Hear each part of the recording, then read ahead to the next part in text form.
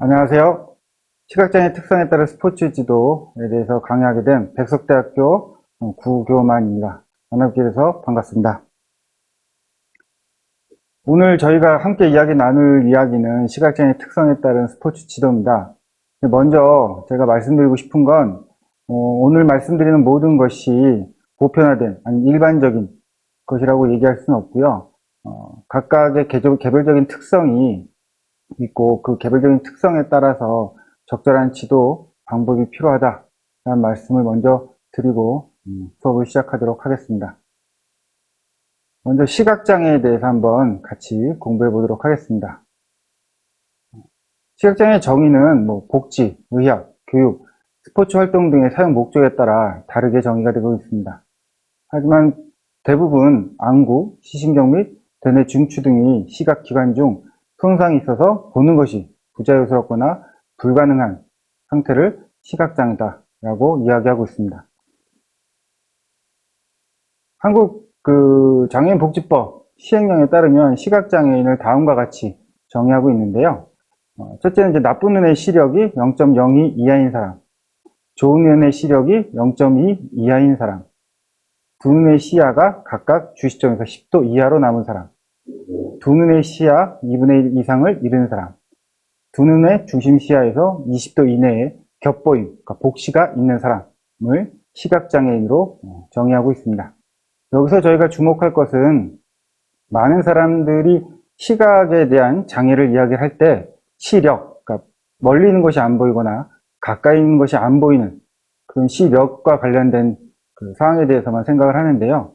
사실은 많은 시각장애인 분들이 시야, 지금 세 번째 줄에 보시는 것처럼 시야, 그러니까 보이는 각도가 좁아져 있는 상태에 있는 분들이 많습니다. 그리고 근래에 들어서는 질환 등으로 인해서 중심시, 그러니까 가운데에 있는 시력이 까맣게 보이거나 아예 안 보이는 그런 상태인 분들도 계십니다. 그래서 시각장애인 분들이 멀리 있는 게 안 보이거나 가까이 있는 게 잘 안 보이는 분만 계신 것이 아니고 시야나 다양한 형태, 다양한 양상의 시각에 장애를 가지고 있다는 것을 저희가 주의를 해야 되고요. 그리고 대부분의 시각장애인 분들은 그러니까 전혀 안 보이시는 분에 비해서 조금이라도 시력이 남아있거나 시야가 남아 계신 분들이 많이 있습니다. 그런 분들이 많이 있고 그런 분들을 대상으로 우리가 체육 지도를 할 때 주의를 해야 된다는 것을 꼭 말씀을 드리겠습니다. 아까도 말씀을 드렸지만 사실 모든 시각장애인 분들이 똑같은 상태에 있는 것이 아니고 각각 개별적인 특성을 가지고 있기 때문에 그러한 개별적인 특성을 잘 이해하시고 그 개별적인 특성에 따라서 지도를 해주시는 것이 또 프로그램을 개발해서 하시는 것이 가장 적절한 방법이라고 말씀을 드릴 수 있겠고요. 그럼 이렇게 얘기를 하면 모든 분들이 이거 너무 어려운 거 아니야? 할 수 있을까? 라는 생각을 많이 하시는데요. 많은 분들이 지금까지 시각장애인 분들이 스포츠 활동을 해왔고 체육 활동을 해왔습니다. 또 큰 사고 없이 지금까지도 많이 해왔고요. 여러분들도 다 같이 할 수 있다라고 하는 그런 마음과 자세로 임해 주시면 좋을 것 같습니다. 그러면 시각장애의 특성에 대해서 이야기 하기 전에 시각과 감각, 또 시각과 우리가 움직임에 대한 관계를 좀 이해해야 되는데요.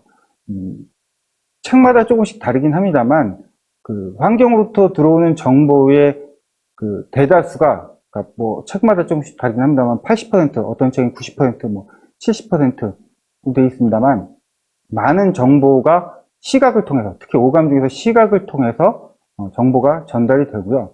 이 전달된 정보는 뇌에서 판단을 해서 신경을 통해서 근육으로 명령을 내리게 됩니다. 그럼 우리는 행동을 하게 되죠. 그러니까 가장 중요한 정보가 들어오는 그 측면에서 장애가 발생하게 되고 그것이 판단과 행동에 영향을 미치게 됨으로써 시각장애인의 움직임에 영향을 미치게 된다고 이해를 해주시면 좋을 것 같습니다. 근데 우리가 얘기할 때 시각하면 눈만 생각을 하시는데요. 시각과 관련된 기관은 안구서부터 시각과 관련된 뇌 기능까지를 우리가 시각과 관련된 기능이다라고 이야기를 하고 있습니다. 그럼 시각장애 스포츠를 잠깐 짚고 넘어가야 될 것 같은데요. 시각장애인 분들은 이제 시각의 정보 전달이 어려움이 있다고 아까 말씀을 드렸는데 그와 같은 문제가 결국은 활동 종목, 활동할 수 있는 신체 활동을 제약하게 되고, 그러다 보면 아무래도 다양한 운동 경험이 부족한 상태가 되신 분들이 많이 있습니다. 물론 아닌 분들도 많이 계시고요. 그런 분들은 우리가 또 이해를 해 주셔야 될 것 같고요. 그러다 보니까 발달상의 불균형, 특히 이제 성장기의 유아나 아동 등은 이제 발달상의 불균형을 가져올 수 있고요. 또 건강상의 문제 등 여러 가지 문제점을 야기할 수 있습니다. 그래서 저희가 함께 노력해서 시각장애인 분들이 스포츠 활동을 통해서 정상적인 발달을 이루고 건강을 증진하고 유지할 수 있도록 함께 노력하는 것이 필요하다고 말씀드릴 수 있을 것 같습니다. 그럼 시각장애인 특성에 대해서 좀 살펴볼 텐데요. 자꾸 반복적으로 말씀드리지만 여기 나와 있는 이 특성이 모든 시각장애인들이 모두가 가지고 있는 문제는 아니고요. 이럴 가능성이 있다는 것을 염두에 두시고 또 연령에 따라서 또 선천적이냐 후천적이냐에 따라서 각각 나타날 수 있는 특성들은 다르게 나타날 수가 있습니다. 그런 점들을 상황에 따라서 또 환경에 따라서 개인적인 차이를 잘 파악을 하셔서 지도해 주시는 것이 필요하다고 말씀드릴 수 있겠습니다. 하나씩 한번 살펴보도록 하겠습니다. 일반적으로 지능에 있어 비장애인과 차이가 거의 없다라고 말씀을 드렸는데요. 여러 연구 보고서에 따르면 이제 시각을 통해서 들어오는 정보들이 개념화되고 하는 데 있어서는 약간의 차이가 있을 수 있습니다만 일반적으로 지능에 있어서는 큰 차이가 없다고 보고가 되고 있습니다. 다만 제가 말씀드리고 싶은 건 여러 지능의 영역 중에서 비장애인, 그러니까 정한인들이 가질 수 있는 특성과 시각장애인이 가지고 수 있는 특성이 차이가 있을 수 있기 때문에 그러한 차이는 좀 이해를 해 주실 필요가 있는 것 같아요. 예를 들어서 시각장애인 분들이 전맹분들, 그러니까 전혀 못 보시는 분들이 윷놀이라는 걸 하시는데, 윷놀이를 하시는데, 저희는 이제 일반적으로 윷놀이를 할 때 말판을 그려놓고 말판에서 말이 움직이는 걸 사용을 하죠. 근데 이제 시각장애인 분들은 그 말판을 사용하는 것이 굉장히 어렵기 때문에 머릿속으로 말판을 그려놓고 말이 움직이는 그런 윷놀이를 하십니다. 저도 같이 한번 해봤는데 저는 도저히 머릿속에서 말판 위에 말이 움직이는 것들, 특히 제 것만 움직이는 것이 아니고 또 제게 하나만 움직이는 것이 아니고 여러 사람이 모여서 한 10개 정도의 말이 움직이는데 그 말이 움직이는 그 위치를 정확하게 기억을 하시고 윷놀이를 하시는 모습을 볼 때 저와 다른 영역에서 충분히 역량을 가지고 있다고 할 수 있는 것 같습니다. 그래서 각각의 개인적 차이를 저희가 잘 파악하는 것이 필요한 것 같고요. 두 번째로 이제 언어 발달의 지연 또는 의미를 모르고 사용하는 단어를 사용하는 경우가 있다. 특히 이제 선천적인 시각장애인의 경우 언어적 측면에서 시각적인 모방에 제한을 받아서 언어 발달이 지연되거나 의미를 모르고 사용하는 단어가 있을 수도 있습니다. 그러니까 여기서 이제 선천적 장애와 후천적 장애를 구분할 수 있는데요. 선천적으로 전맹으로 태어나신 분들은 아무래도 세상 환경을 시각적인 정보로 받아들여 본 경험이 없기 때문에 그것들을 언어적 표현으로 전환하는 데 있어서는 상당히 어려움을 느낄 수가 있죠. 예를 들어서 저희가 멀리서 분수가 있는 모습을 보고 시원하다라고 이야기를 합니다. 이런 추상적 개념은 사실은 저희가 촉각으로 피부로 시원하다는 걸 느끼진 않지만 그러한 추상적인 생각을 갖게 되죠. 하지만 선천적으로 시각장애가 있으신 분들은 사실은 멀리서 분수가 있는 모습을 보고 시원하다고 느끼는 그런 감정, 그런 상태를 경험한 적이 없지만 그런 단어들을, 그런 문장들을 사용하는 경우가 있습니다. 그래서 그러한 차이를 우리가 좀 이해하고 지나가실 필요가 있는 것 같고요. 또 그 다음에 이제 시각 외에 다른 감각의 비장애에 비해서 뛰어날 수 있다. 이건 여러분들이 단적으로 이제 경험해 볼 수 있는 것들이 요즘 엘리베이터를 타보시면 거기 이제 점자로 층을 표시하는 곳에 점자로 표시가 되어 있습니다.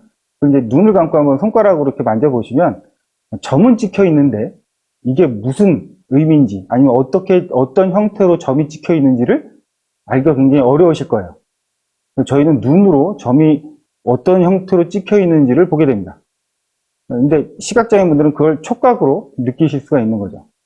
그래서 저희와 다른 감각에서, 그러니까 저희라고 그러면 좀 표현이 그렇습니다만, 그러니까 시각장애인 분들 중에서 일부의 분들은 그런 촉각의 감각이 굉장히 발달해서 그런 것들을 느낄 수 있다.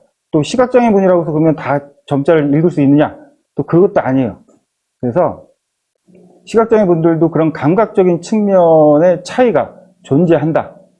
라는 것을 좀 이해해 주셨으면 좋겠고요.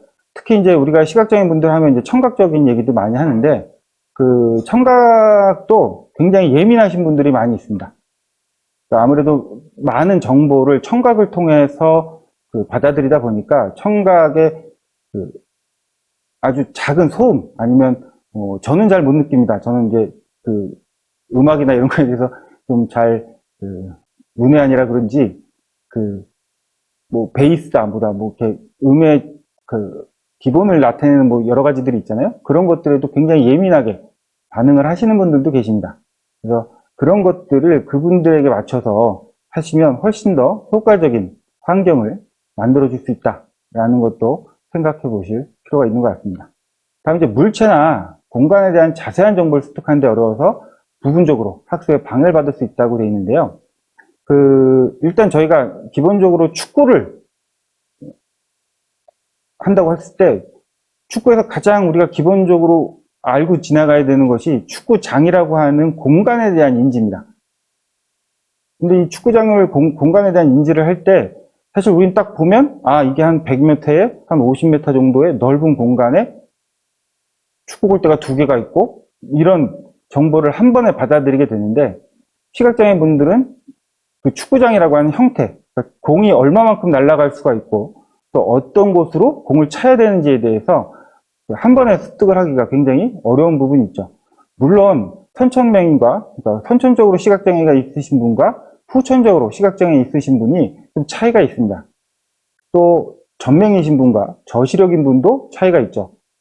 그래서 선천적으로 전명이신 분들은 사실 축구장을 눈으로 본 적은 없기 때문에 그 축구장 자체를 이해시키는데 굉장히 노력을 좀 해주실 필요가 있다라는 말씀을 드립니다. 그래야 뭐 전체적인 흐름에서 이 스포츠 또는 뭐 신체 활동에 대한 이해도를 높일 수가 있게 되는 거죠. 제가 예를 하나 들어보면, 예전에 이제 제가 시각장애인 분을 볼링을 지도했던 경험이 있는데요. 그분 이제 평균 한 180 정도를 치시는 분이셨는데, 하루는 저한테 부선생님 부탁인데 하나만 들어주십시오. 그래서 제가 무슨 부탁이신데요? 그랬더니 볼링 핀을 한번 만져보게 해달라고 하시더라고요. 그래서 볼링 핀을 왜 만져보자고 할까? 속으로는 했지만 그래도 뭐 볼링 센터에 부탁을 드려서 볼링 핀을 갖다 드렸죠. 그랬더니 만져보시면서 거의 10년 넘게 볼링을 치면서 볼링핀을 처음 만져보신다는 거예요. 그러다 보니까 이 볼링핀이, 공을 굴려서 볼링핀이 쓰러지는 소리는 들었는데 어떤 형태의 핀이 어떻게 넘어지는가에 대한 거는 잘 이해를 못 하시고 계셨던 거죠. 그래서 그러한 것들에 대한 이해가 있으면 아무래도 스포츠 활동, 신체 활동을 이해하고 습득하고 그걸 활용하는 데 있어서는 굉장한 차이가 존재할 수 있다라는 점을 좀 명심해 주시면 좋을 것 같습니다. 시각장애는 이제 자신감이 부족하거나 움직이는 것을 두려워해서 대군운동에 자발적 참여, 또 구조화된 놀이 경험이 부족할 수 있다. 근데 요즘은 사실은 선천적인 시각장애인 분들은 굉장히 학교 교육이 잘 돼 있어서 구조화된 놀이 경험이 부족할 것이라고 하는 건 뭐 대다수가 그렇다고는 말씀드릴 수가 없습니다. 하지만 아무래도 제가 여기서 말씀드리고 싶은 건 다음에도 또 말씀을 드리겠지만, 두려움이라는 거를 인식을 좀 해주셔야 돼요. 그러니까 저도 이제 보행지도사 자격을 취득을 할 때 눈을 가리고 흰지팡이로 길거리 나가서 다녀보고, 또 장애 체험 활동으로 스키도 타보고 하면서, 눈을 가리고 스키도 타보고 하면서, 가장 문제는 제가 스키를 탈 줄 몰라서 스키가 두려운 게 아니고 어디선가 들려오는 소리, 그리고 내가 어디에 있는지, 또 내가 얼마만큼의 경사에서 미끄러지고 있는지에 대한 정보가 없기 때문에 그거에 대한 두려움이 굉장히 크다는 거죠. 눈을 가리고 길거리에 나가 보시면 모든 자동차 소리가 사실 저는 인도로 가고 있고 차는 차도로 가고 있는데도 불구하고 그 차도의 차 소리가 다 저한테 덤비는 것 같은 느낌이 듭니다. 저만 그랬는지 모르겠지만 저는 굉장히 그래서 무서웠어요. 그런 상태에서 그런 분들이 자발적으로 운동을 해라 하는 건 사실은 그렇게 쉬운 문제가 아닙니다. 예전에 수상스키를 지도할 때도 청평이라고 하는 청평댐에서 수상스키를 지도를 했는데, 그때도 사실은 뭐 일반적인 상황에서는 구명조끼를 입고 물속에 들어가서 수상스키를 타는데, 이 물의 깊이, 그러니까 발이 닿지 않는 물의 깊이에 일단 두려움이 생기고, 이 상황이 어떤 상황인지 모르는 상태에서 뱃소리는 들리고, 이 두려움을 극복을 하지 못하시면 결국은 수상스키 자체를 하기가 굉장히 어려워지게 되는 거죠. 그래서 이런 두려움을 극복할 수 있는 그런 환경들, 상황들을 먼저 조성해 주시는 것이 가장 중요한 요소라고 생각이 좀 듭니다. 다음 이제 신체활동량과 신체활동에 대한 경험이 부족해서 운동 기능이 다소 떨어지는 경향과 체력이 약한 경우가 있다. 즉 이제 시각의 장애가 새로운 정보를 받아들이고 모방하는 데 저해 요인을 작용을 해서 다양한 신체활동에 대한 경험을 가로막고, 또 성장기나 노인기의 이제 운동 발달에 부정적인 영향을 미치게 된다는 거죠. 물론 시각장애 정도에 따라 다를 수 있습니다. 그러니까 저희가 자발적인 움직임을 통해서 운동 발달을 이루게 되는데, 자발적인 움직임에 대한 동기가 필요합니다. 그 동기는 대부분 시각적 정보를 통해서 동기를 얻게 되는데, 그러한 동기가 단절이 됨으로 인해서 자발적인 움직임이 줄어들게 되고, 그런 것들이 운동 발달이나 체력에 영향을 미치게 되는 거죠. 그리고 이제 이러한 문제는 이제 신체상의 결여, 또 바르지 못한 자세, 과체중, 행동의 부진이나 보행의 시작이 지체되는 등 같은 특성을 동반하는 경우가 많이 생기게 됩니다. 그러니까 보행의 시작이, 그러니까 아까도 말씀드렸지만 동기에서부터 시작이 되게 되는데, 움직임에 대한 동기부터 시작이 되는데, 그러한 동기가 발생이 안 되다 보니까 그 보행 자체의 시작이 지체될 수 있고요. 또 다른 사람들의 자세나 또 지금 나의 자세에 대한 적절한 정보가 유입이 되지 못하다 보니까 바른 자세를 유지하는 데 굉장히 어려움을 겪기도 합니다. 또 다른 사람의 움직임이나 다른 사람의 형태를 시각적 정보를 통해서 받아들여서 모방을 통해서 우리의 몸이 어떻게 움직이고 어떻게 사용이 되는구나, 이런 정보를 받아들여야 되는데, 그러한 정보를 받아들이는 데 있어서의 어려움이 결국은 신체상의 결여로 이어질 수 있다라는 점도 이해를 해 주셔야 됩니다. 물론 장애 발생 시기나 장애 정도에 따라서 이러한 것들은 큰 차이가 있고요. 그런 것들도 여러분들이 꼭 명심해 주시면 감사하겠습니다. 시각장애인 분들의 신체활동 특성인데요. 아까도 말씀드린 부분들인데, 운동 발달은 지체될 수가 있습니다. 하지만 모든 분들이 그런 건 아니고요. 특히 이제 근래에 들어서 많은 수의 시각장애인 분들은 사실은 후천적이시고 저시력이신 분들이 많아서 운동 발달상의 그러니까 성장기의 발달상의 문제보다는 노화가 진행되는 단계에서 운동 발달이 너무 빨리, 그러니까 노화가 좀 빨리 진행되는 경향이 나타날 수 있고요. 아무래도 시각의 장애로 인해서 신체활동량이 줄어들다 보니까 체력적인 부분에서 저하되는 모습이 나타날 수 있고, 아까 말씀드렸지만 보행이나 바르지 못한 자세 등으로 인해서 오랜 시간 그러한 문제점들이 체형에 이상을 나타낼 수도 있습니다. 여기서 저희가 주목해야 될 것 중에 하나는 보행의 특성인데요.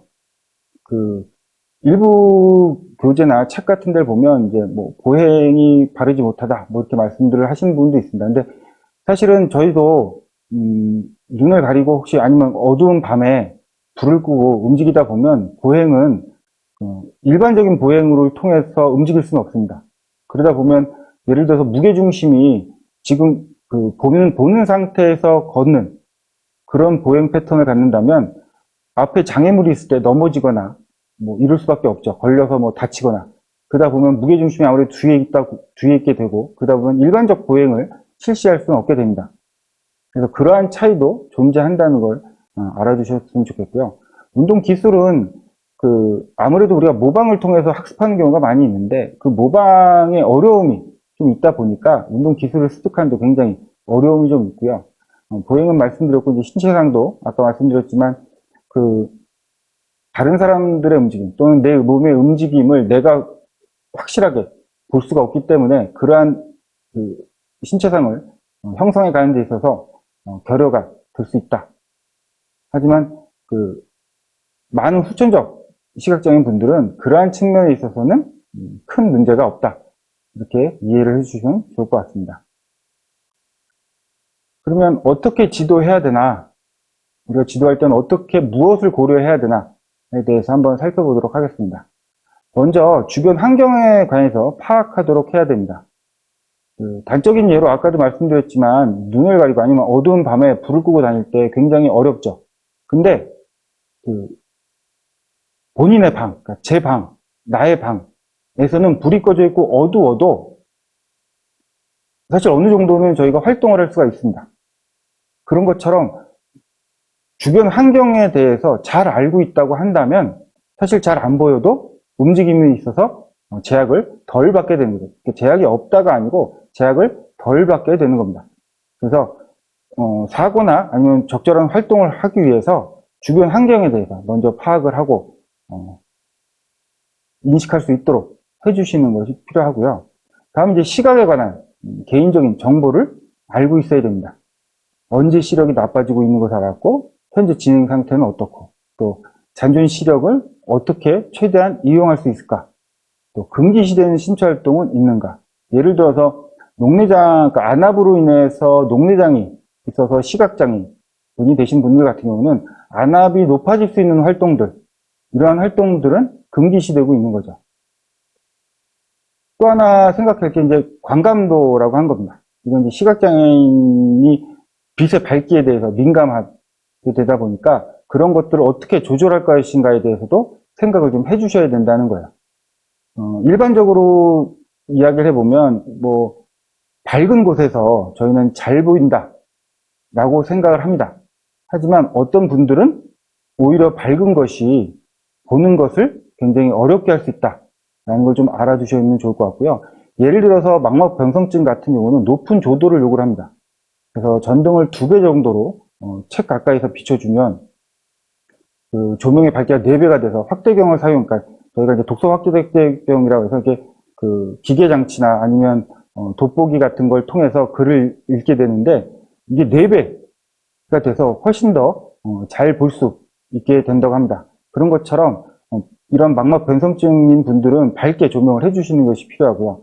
그에 반해서 생명이나 백내장, 녹내장 등은 이제 눈이 부시하는 정도가 심하고 눈부심을 보이기 때문에 이럴 때는 차광막이나 책모자, 선글라스를 착용함으로써 활동을 조금 더 자유롭게 할 수 있게 해주실 수가 있는 거죠.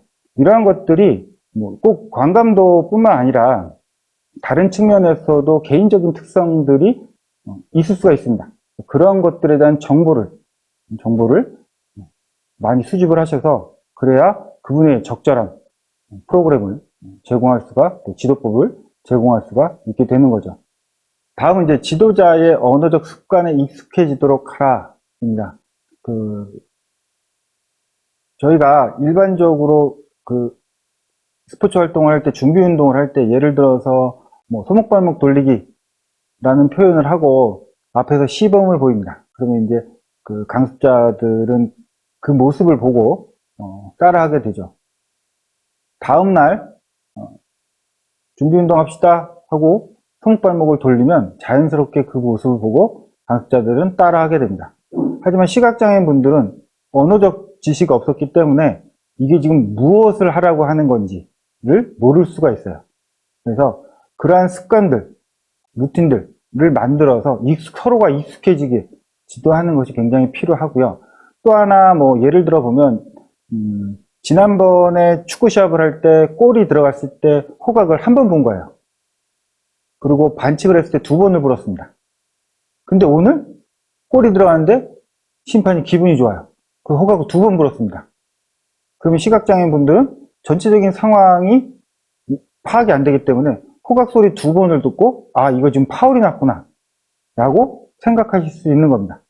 그래서 언어적 습관은 익숙해질 수 있도록 계속 반복적으로 같은 표현을 사용해 주시고 그런 것들이 필요하고요. 여기서 하나 덧붙여서 하나 말씀을 드려보면, 예를 들어 하나 설명을 드리겠습니다. 제가 예전에 시각장애인 분 댁에 한번 놀러 간 적이 있었는데 커피를 대접을 하겠다고 하셔서 제가 타서 마시겠습니다 하고 찬장을 열어서 커피를 꺼내고 프림을 꺼내고 설탕을 꺼내서 다방 커피를 타서 마셨습니다. 그리고 이제 올려놨죠. 다음날 그분이 저한테 전화가 오셨습니다. 부선생, 너 나한테 이럴 수 있어? 예? 제가 뭘 잘못했냐면, 커피, 프림, 설탕을 꺼냈는데 올려놓을 때 설탕, 프림, 그 다음에 소금 옆에 설탕을 둔 거예요. 그러니까 이분은 자연스럽게 원래 있었던 위치에서 커피, 프림, 설탕을 꺼냈다고 생각하고 커피를 타셨는데 마셔보시니까 짠 거죠.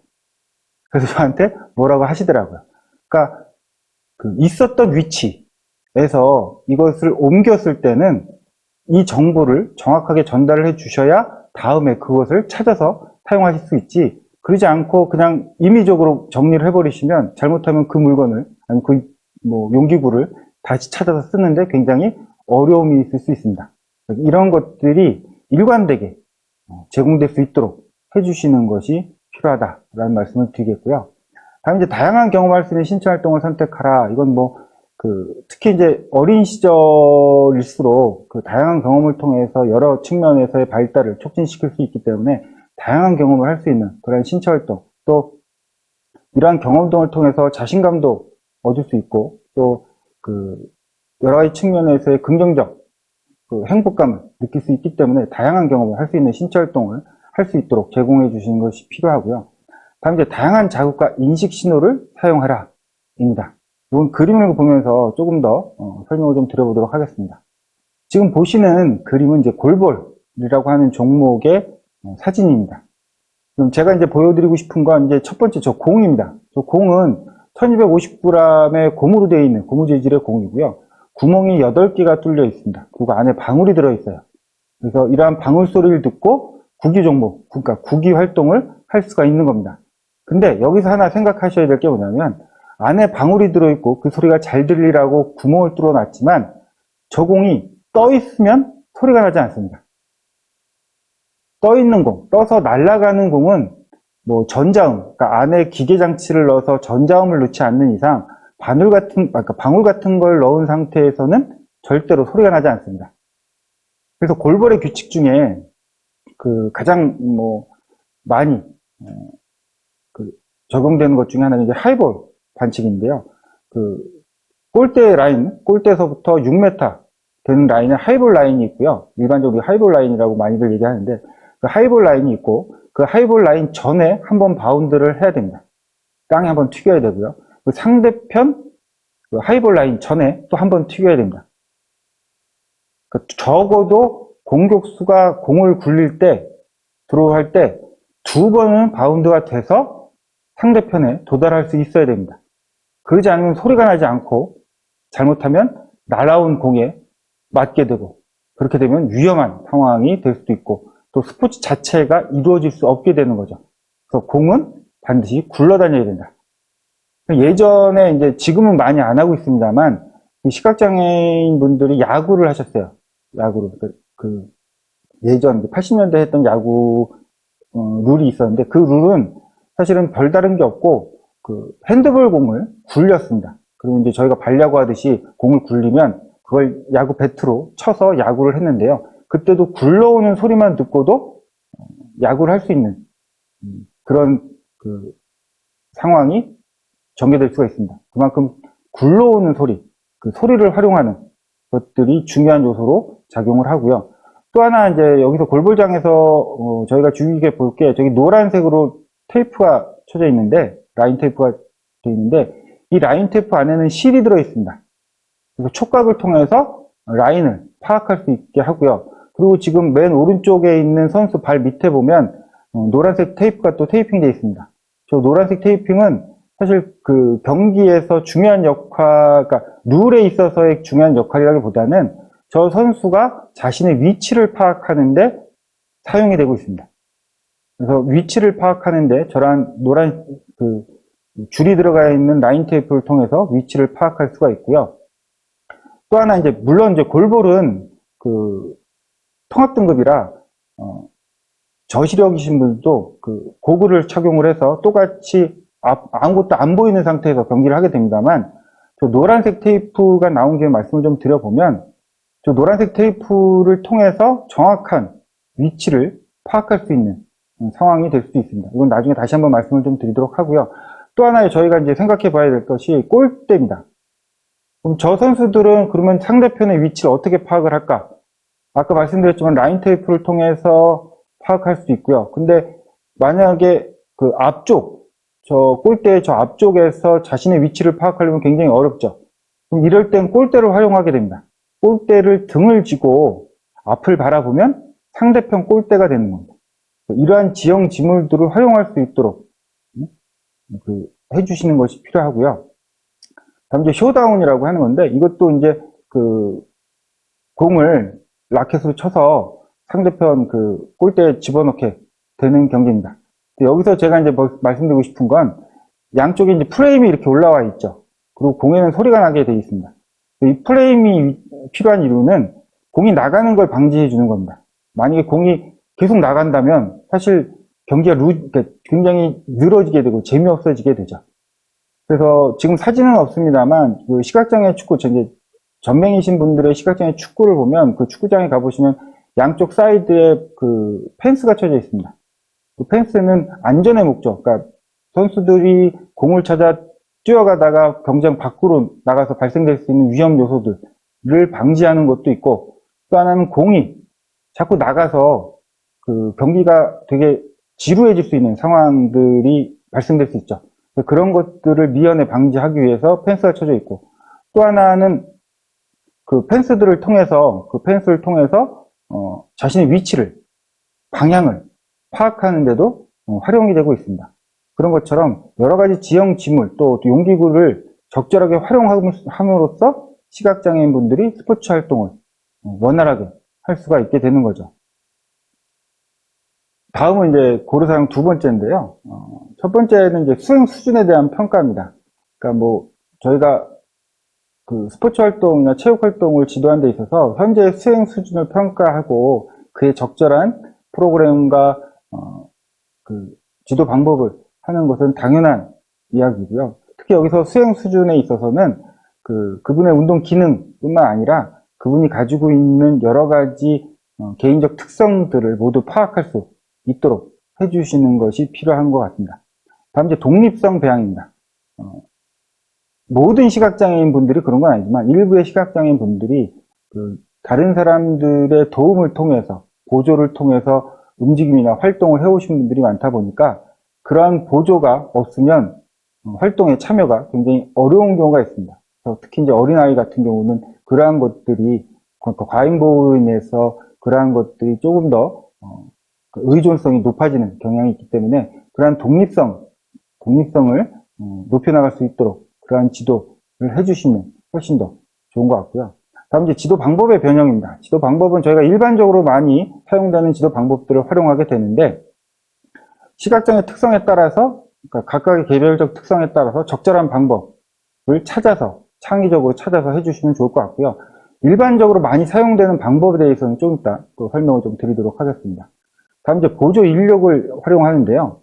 아무래도 시각장애인 분들이 시각적 정보의 단절로 인해서 자발적으로 아니면 활동적으로 움직이는 데 있어서는 굉장히 어려움이 있기 때문에, 또 한 명이 여러 명을 지도하는 데 있어서는 굉장히 사고의 위험도 있고 또 활동을 활기차게 하는 데는 어려움이 있기 때문에 적절한 보조 인력을 활용하면서 활동의 다양성을 높이고 또 안전도를 높일 수 있는 상황을 만들어 주시는 것이 필요하고요. 보조 제공과 활동의 변형, 여기서는 예를 들어서 지금 그림의 사진에서 보시면 한 분의 시각장애인과 한 분의 정한이, 비장애인이 함께 뛰고 있는 겁니다. 근데 두 분이 줄로서 연결이 되어 있죠. 이러한 줄을 활용을 해서 함께 뛴다든지 아니면 손을 잡고 뛴다든지, 그래서 적절하게 선호하는 선호하는 방법을 찾아서 함께 활동을 해주시면 굉장히 활동에 있어서 안전도나 그리고 또 활동의 다양성을 높여나갈 수 있는 방법이 될 수 있습니다.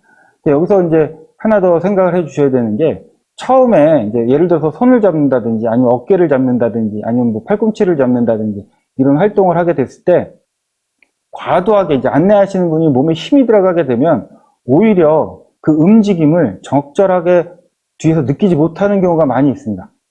그러니까 자연스러운 상태에서 너무 배려한다 라기보다는 정확한 정보를 전달한다 라는 개념으로 접근해 주시는 것이 필요합니다. 과도하게 어깨에 힘이 들어가서 막 부담스럽게 하다 보면 오히려 뒤에서 적절한 정보를 파악하지 못하게 되고 그것이 그 사고로 이어질 수 있기 때문에 그런 것들을 주의해야 되고요.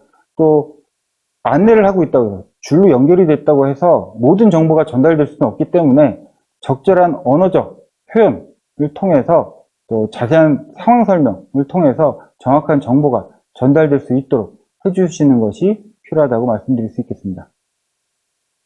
다음 이제 두려움 제거와 자긍심 함양입니다. 이건 아까도 말씀을 드렸지만 사실 무서우면 아무것도 할 수가 없습니다. 그러한 두려움을 제거할 수 있도록 환경을 만들어 주시고 조금씩 차근차근 한 단계씩 밟아서 나가시는 것이 필요한 것 같아요. 갑작스러운 상황에 놓여지게 되면 누구나가 두려움을 갖게 됩니다. 특히나 어두운 방에 혼자서 내버려둔 상황같이 갑작스러운 상황이 벌어지게 되면 누구나가 두려워하게 됩니다. 그런 것처럼 우리가 두려움을 느끼지 않을 수 있도록 환경과 상황을 좀 만들어 주시고 또 이러한 신체 활동들을 통해서 본인이 스스로 할 수 있고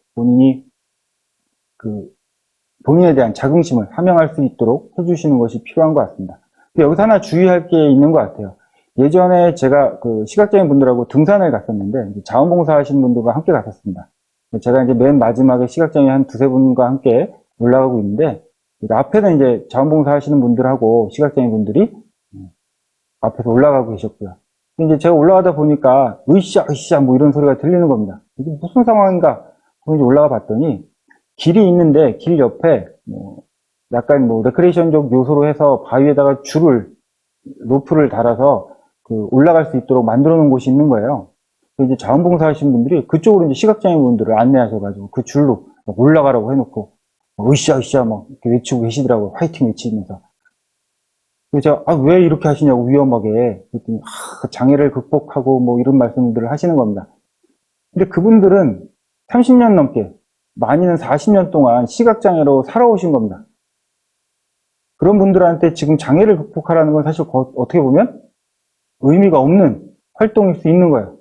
그건 자원봉사를 하시는 아니면 강사를 하시는 강습을 하시는 그 지도자의 너무 과잉된 생각일 수 있는 거죠. 그분들이 원하는 건 그냥 등산이었는데 걷는 거였고 운동이었는데 거기서 과도한 장애 극복이라든지 뭐 이런 것들을 강요하거나 그러면 그분들 입장에서는 자칫 잘못하면 날 데리고 노나? 뭐 이런 생각도 하실 수가 있다는 거죠. 그래서 그러한 측면에서는 굉장히 조심해 주시는 것이 필요하다라는 말씀을 좀 드리고 싶습니다. 그러면 어떻게 지도할 것인가? 에 대한 측면입니다. 첫 번째 이제 언어적 설명입니다. 언어적 설명인데요. 언어적 설명은 구체적이고 명시적으로 해주셔야 된다. 또 간결하면서도 정확하게. 제가 언어적 설명을 얘기할 때 다른 수업에서 이제 내비게이션이라는 표현을 많이 하는데요. 저희가 내비게이션을 보지 않고 듣기만 해서 찾아갈 수 있게끔 해주시는 것이 필요하다는 거예요. 저 앞에서 오른쪽으로 가세요. 아니면 이쪽으로 가세요. 저쪽으로 가세요. 예를 들어 운전을 하고 있는데 뒤에서 이쪽으로 가세요. 이쪽이 어디죠? 저쪽으로 가세요. 저쪽은 어디죠? 그러니까 정확하게 3m, 50보 앞에서 오른쪽으로 또 20보 앞에서 왼쪽으로 정확하게 간결하면서도 정확한 표현들을 통해서 해주시는 것이 필요합니다. 그리고 조금 말이 많을 수도 있지만 그런 것들이 정보의 다수일 때는 받아들이는 정보가 다수일 때 그러니까 저시력인 분들 같은 경우는 조금 더 언어적 설명과 함께 여러 가지 밑에 나오는 내용들을 사용할 수 있지만 사실 전맹이신 분들한테는 언어적 설명이 전부일 수도 있기 때문에 구체적이고 정확한 설명이 좀 필요한 것 같습니다. 다음 이제 지도자 또는 동료에 의한 시범인데, 아까도 말씀드렸지만 시각장애인 분들 중에서 전맹이신 분들은 그렇게 많지가 않습니다. 그리고 이제 저시력인 분들인데, 저시력인 분들을 지도하는 데 있어서는 우리가 통상적으로 알다시피 시범을 통한 지도가 굉장히 효과적이기 때문에 적절한 시범을 보여주실 필요가 있는데, 이때 동영상 같은 것들을 요즘 저희가 태블릿이나 이런 것들 있죠? 이런 것들을 통해서 동영상을 통해서 전체를 파악할 수 있게끔 해주시는 것도 좋은 방법이 될 수 있습니다.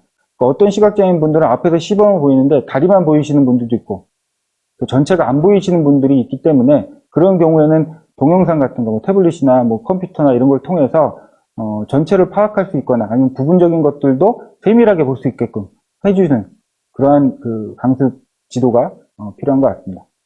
다음 이제 지도자 또는 동료로부터의 신체 보조인데요. 저희가 볼링을 지도할 때 제가 볼링 자세를 말씀을 드리고 그 자세를 취해보게 한 뒤에 한계가 있습니다. 말로 설명을 할 때 좀 한계가 있는데 그 중에 하나가 예를 들어서 볼링을 투구를 하고 나서 오른쪽 다리, 저는 오른손잡이니까 오른쪽 다리를 어떻게 할 것인가. 이제 볼링공이 지나가는 자리를 만들어야 되기 때문에 오른쪽 다리가 왼쪽 다리 뒤로 쭉 뻗어줘야 되는데 이것을 말로 설명을 해서는 사실은 그것을 표현해내기가 쉽지가 않습니다. 그럴 때는 지도자나 동료가 그 사람의 신체를 적절한 위치로 이동시켜서 또 적절한 움직임을 신체 접촉을 통해서 조종해 줌으로써 지도할 수가 있죠. 이러한 활동들을 할 때는 강습자, 그러니까 시각장애인 분이 이러한 것들을 지도자가 실시한다는 걸 알고 계셔야 당황하지 않습니다. 그러니까 서로가 신체적인 접촉이 있어야 되는 상황에서는 서로가 그거에 대한 충분한 이해가 있은 후에 실시를 해주시는 것이 필요한 것 같습니다. 다음 이제 지도자 또는 동료의 촉각을 이용한 시범인데요. 제가 아까 볼링 설명을 했습니다만 또 하나의 방법 중에 하나는 제가 어떤 자세를 취한 후에 시각장애인분이 그것을 제 몸을 만져서 이런 자세를 취하는 거구나 라고 파악할 수 있게 해주시는 거죠. 다음 이제 소리나는 기구의 사용입니다.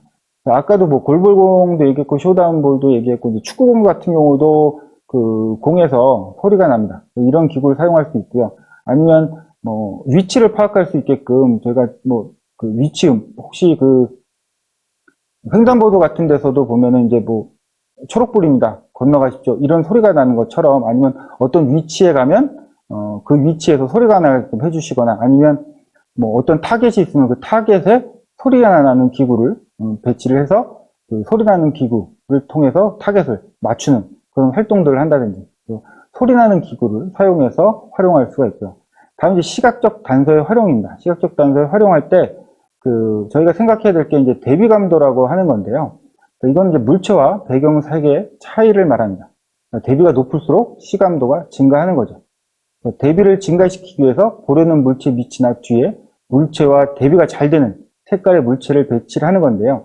사실 환경을 바꿔주면 좋겠지만 환경을 바꾸기가 힘들면 저희가 중요하게 생각하는 거나 아니면 안전에 대한 것들을 생각할 때 그 물체나 이런 것들의 적절한 대비가 되는 색깔의 테이핑 등을 통해서 확실하게 감지할 수 있도록 해주시는 것이 필요합니다. 그래서 예를 하나 들어드리면 거의 빛 정도만 감지하시는 정도의 시각장애인 분이 마라톤을 혼자 뛰시는 거예요. 가이드 러너 없이. 그래서 제가 어떻게 뛰시냐고 궁금해서 여쭤봤더니 그분 말씀이 도로에서 마라톤을 하면 본인은 중앙선만 보고 뛰신대요. 다른 건 다 안 보이는데 중앙선만 보이신다고 합니다.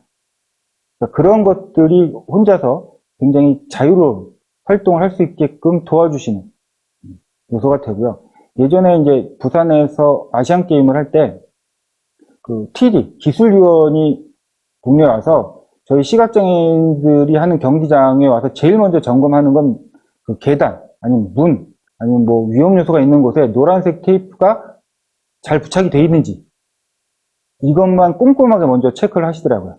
그러니까 안전이나 아니면 활동의 자유로운 활동을 위해서 이러한 요소들이 적절하게 배치가 되면 훨씬 더 효과를 볼 수가 있다는 겁니다. 또 예를 들어서 뭐 저희가 어떤 왕복 달리기 같은 경우 할 때도 그러한 대비를 적절하게 잘 시켜주시면 그 자체만으로도 굉장히 활동을 독립적인 활동을 할 수 있게끔 도와주실 수가 있다는 거죠.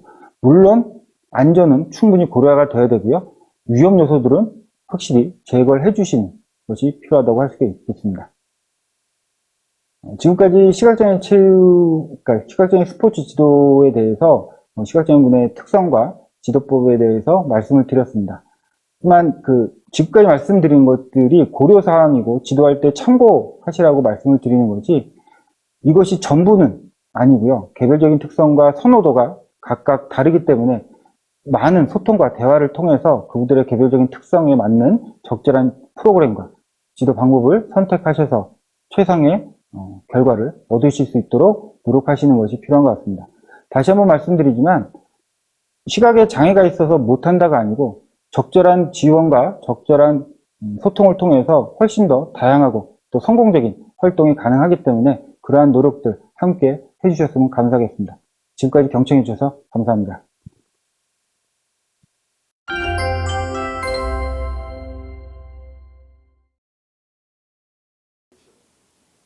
안녕하세요. 저는 서울특별시청 골볼팀 감독 정지영입니다. 선수 최엄지입니다. 오늘은 시각장애인을 대상으로 체육활동 시 전반적으로 유의할 부분에 대해서 설명드리도록 하겠습니다. 우선 시각장애인의 경우도 장애 유형과 정도가 다양하기 때문에 개별적인 특성에 맞추어 설명하고 지도하여야 합니다. 오늘은 저희 팀 선수와 함께 간단한 스트레칭부터 운동기구를 활용한 운동 방법에 대해 설명드리고 주의할 점에 대해서 말씀드리도록 하겠습니다. 시각장애인 운동 지도에 있어서 먼저 언어적인 설명, 그리고 청각 활용, 촉각 활용, 그리고 잔존 시력의 활용, 그 외에 직접 지도를 할 때 핸드온 메소드나 브레일미 메소드 등의 여러 단서를 활용하여 지도하여야 합니다. 자, 지금부터 스트레칭 방법에 대해 설명하겠습니다. 첫 번째 햄스트링 스트레칭 방법입니다. 허벅지 뒤쪽을 스트레칭하는 방법입니다. 대상자가 한 발을 앞쪽으로 낼 수 있게 하시고요. 앞에 낸 발을 몸쪽으로 끌어당기게 합니다. 이후 양손을 발끝을 터치하게 하고 이때 가슴을 둥글게 말지 않고 배꼽을 허벅지 방향으로 향하게 하여 허벅지 뒤쪽을 충분히 늘려줍니다. 호흡은 들숨, 날숨으로 편하게 하시고 15초가량 유지해 주시면 됩니다. 반대쪽도 마찬가지로 하시면 됩니다. 업. 이때 대상자가 위 동작을 어려워하는 경우 동의를 구하고 내 몸을 만져서 설명을 하거나 또는 대상자의 몸을 직접 지도하여 설명해 줄 수 있습니다. 그리고 전맹이나 잔존 시력의 활용이 어려운 경우 밸런스를 잡기 어려울 수도 있기 때문에 주변에 보조를 해주거나 또는 벽면을 활용하여 운동 지도를 할 수 있습니다. 벽면을 활용하여 해보겠습니다. 활용하시고 엉덩이를 살짝 벽면에 기대어 주시고 한 발짝 앞으로 내어 주시어서 발끝 몸통 쪽으로 당기고 양손을 발끝을 터치합니다. 이와 같은 경우 엉덩이를 벽면에 지지하고 있기 때문에 밸런스를 잃지 않고 운동을 실시할 수 있습니다. 업. 한 가지 더 주의하실 점은 시각장애인 분들 중에 녹내장이 있으신 분들은 머리를 아래로 향하게 하는 경우 안압이 증가하여 위험할 수 있으니 위 동작을 앉아서 실시하거나 누워서 실시할 수 있도록 합니다. 두 번째는 대퇴사두근과 고관절 굴곡근 스트레칭 방법입니다. 허벅지 앞쪽과 서해 부위를 스트레칭하는 방법입니다. 우선 주변에 벽면 또는 기구를 활용하여 밸런스를 잡고 벽면에 기대어 주도록 합니다. 양손을 벽면을 향해 기대어 주시고 이 상태에서 왼쪽 발을 뒤로 접어서 그 같은 쪽에 있는 손으로 뒤로 접은 발등을 잡아줍니다. 이때 무릎이 바깥으로 벌어지지 않게 양쪽 다리는 모아줍니다. 상체는 곧게 세우고 무릎은 지지하고 있는 무릎보다 살짝 뒤로 내어주시어 허벅지 앞쪽이 늘어날 수 있도록 해줍니다. 호흡은 편하게 하시고 15초가량 유지해 주시면 됩니다. 이때 반대쪽 발도 마찬가지로 해주시고요. 대퇴 굴곡근의 스트레칭 경우는 연결하여 상체는 곧게 세우고 무릎을 뒤로 스윙을 해줍니다. 이와 같이 조금 뒤쪽으로 많이 스윙을 해주시면 고관절 굴곡 부위에 스트레칭을 유도하실 수 있습니다. 그만. 네. 이때 벽면을 활용해서 밸런스 잡기가 어려운 경우 매트에 엎드려서 활용하는 경우도 있습니다. 이 부분은 전맹이나 잔존 시력 활용이 어려운 경우 벽면을 잡더라도 밸런스를 잃을 수 있기 때문에 주변에서 보조하고 준비할 수 있도록 주의해 줍니다. 세 번째는 흉추 및 흉근 스트레칭 방법입니다. 현대인들뿐만이 아니라 시각장애인 분들에게도 구분등 자세가 많이 이렇게 보여지고 있는데요. 시각장애인 분들의 경우 보행이나 작업 시 구분등 자세로 많이 좀 활동을 하게 됩니다. 그래서 앞부분에 있는 근육에 대해서 많이 스트레칭을 해주셔야 됩니다. 폼롤러를 이용한 흉추 스트레칭은 우선은 누워서 실시하게 됩니다. 누운 상태에서 대상자가 폼롤러를 견갑골의 하각 위치에 놓게 됩니다. 놓고 누워서 양손은 머리 뒤에 받쳐주시고 양 무릎은 펴지 않고 이렇게 굽혀줍니다. 엉덩이는 지면에 닿아주시고 무릎을 굽힌 상태는 요추를 안정화시키기 위해서 허리에 부담을 덜기 위해서 무릎을 굽힌 자세에서 실시합니다. 이 상태에서 양손의 머리 뒤를 받친 이유는 경추에 과도한 무리가 가지 않게 머리 뒤를 받쳐주신 상태에서 호흡을 들이마시면서 흉추를 뒤로 편다는 동작으로 내려갑니다. 호흡을 내쉬면서 그대로 굴곡하여 올라와 줍니다. 지금의 동작은 흉추의 신전 굴곡을 반복하면서 갈비뼈 사이사이에 있는 호흡 근육을 스트레칭 시켜주고 가슴의 근육, 전면에 있는 근막을 이완시켜주는 방법입니다. 3번 정도 반복해 볼게요. 호흡 들이마시면서 흉곽을 크게 열어주시고 다시 내쉬면서 흉곽을 닫아준다는 느낌으로 올라옵니다.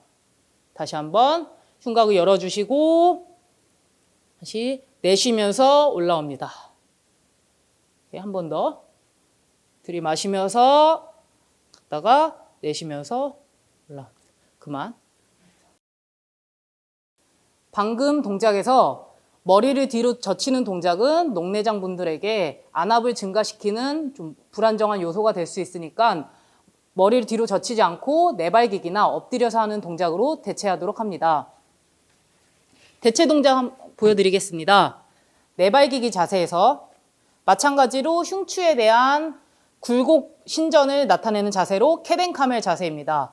신전 앞으로 내려가는 동작 해볼게요. 척추를 한마디 한마디 마디마디 늘려서 고양이의 자세가 되게 하고요. 그 다음에 낙타의 자세가 되게 이쪽에서부터 한마디 한마디 늘려서 곧게 머리 아래로 넣어서 구분등이 만들어지게 합니다. 이 동작을 10회 3세트 정도 반복하게 됩니다. 이 동작은 아무래도 누워서 뒤로 젖히는 동작보다는 안압을 좀 덜 높아지게 할 수 있는 동작입니다. 네, 지금까지 시각장애인들을 위한 스트레칭 방법이었습니다. 시각장애인 분들의 경우 보행을 할 때 보폭이 좁고 발을 끄는 형태, 그리고 고관절을 많이 사용하지 않고 보행을 하거나 가슴을 말고 구분등의 상태로 보행을 하기 때문에 하체 부분에 있는 고관절의 근육이나 그리고 상지에 있는 흉추, 가슴 앞쪽의 근육을 스트레칭하는 부분에 중점을 두어서 스트레칭을 실시해 주시면 되겠습니다. 다음은 운동기구를 활용한 근력 강화 운동 방법입니다. 우선 스미스 머신을 이용한 하지 부위의 근력 강화 운동입니다.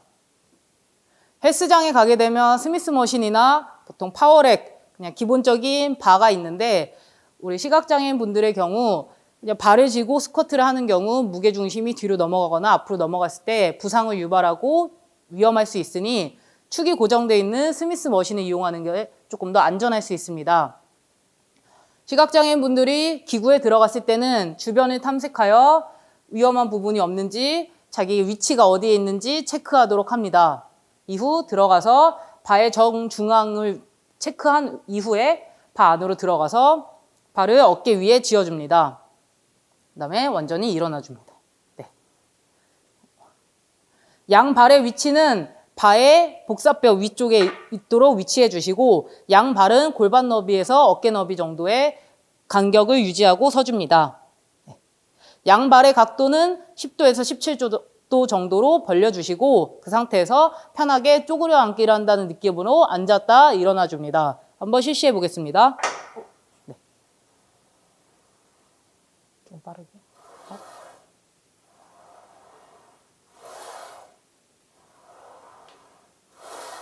위 동작을 반복할 때 양 발의 위에 무릎이 위치할 수 있도록 하며 엉덩이를 살짝 뒤로 빼주어서 대퇴, 사두근, 햄스트링, 엉덩이가 자극이 들어갈 수 있도록 운동을 실시해 줍니다. 3번만 더 실시해 보겠습니다.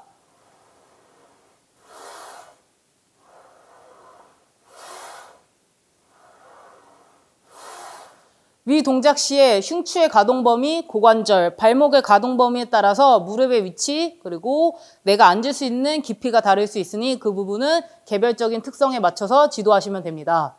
이후에 고리를 완전히 걸 수 있게 말씀해 주시고 찰칵 소리가 나면 운동 기구에서 벗어나도록 합니다. 기구 고리가 안 걸려서 그대로 바가 떨어질 수 있으니 꼭 고리에 완전히 안전핀을 걸 수 있도록 지도해 주시면 됩니다. 스쿼트의 경우 녹내장 대상자의 경우 깊게 스쿼트하는 동작은 복압을 증가시켜서 안압을 증가시킬 수 있으니 하프 스쿼트, 그러니까 스쿼트의 정도를 낮게 하거나 또는 무게를 낮추어서 반복 횟수를 많이 하는 운동 방법을 권장합니다. 다음은 운동기구를 활용한 전신 근력 강화 운동입니다.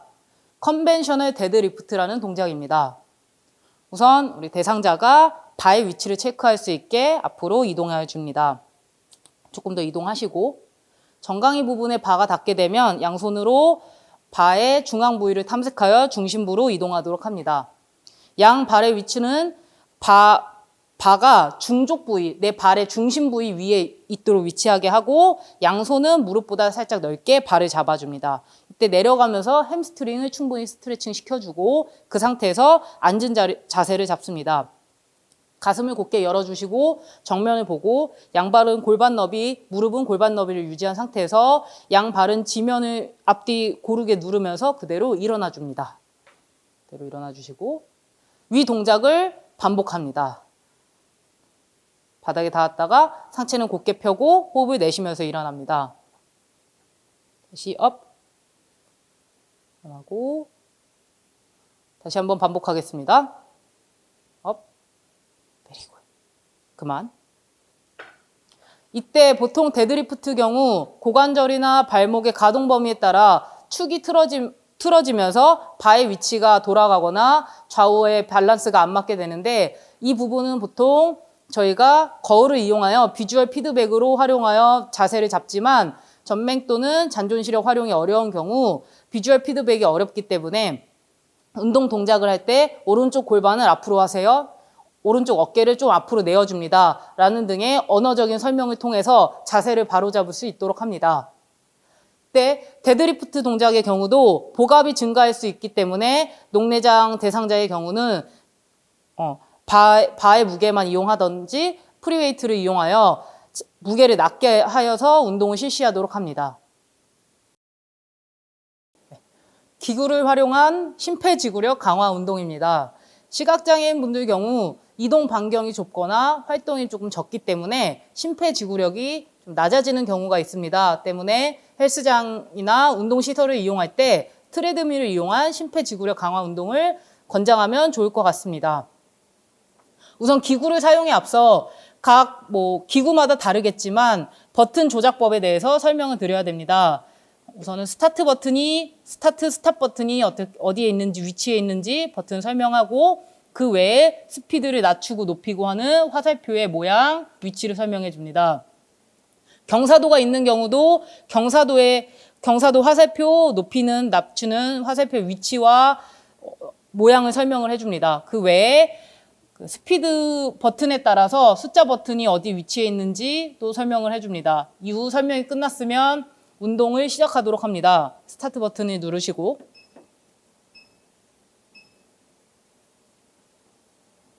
보통 트레드밀의 경우 스피드가 1.0km/h부터 시작합니다. 이때 1.0 스피드라고 말씀을 드리고 화살표를 이용해서 스피드를 올렸을 때 0.1 단위로 올라간다고 설명을 드리고 조작하도록 합니다. 1.0에서 스피드 버튼을 이용해서 6.0까지 만들어주세요.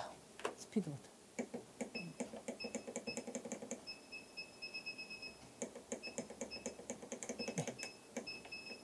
했어. 내가 했어. 네.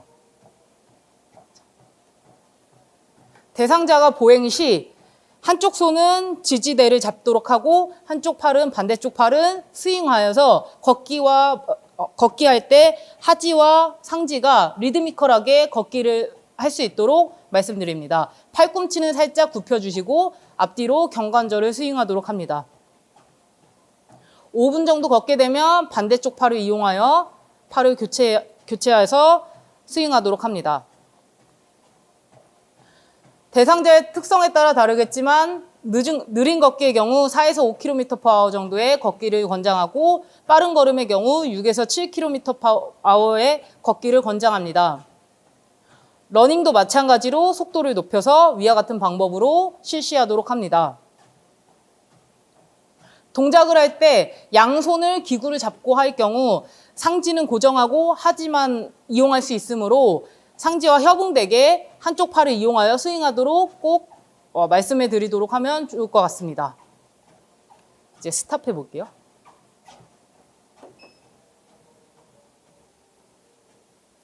기구를 사용하고 멈췄을 시 밑에 트레드밀이 완전히 멈추고 내려올 수 있도록 주의하여 말씀해 드립니다. 이상으로 트레드밀 이용 방법을 마치겠습니다.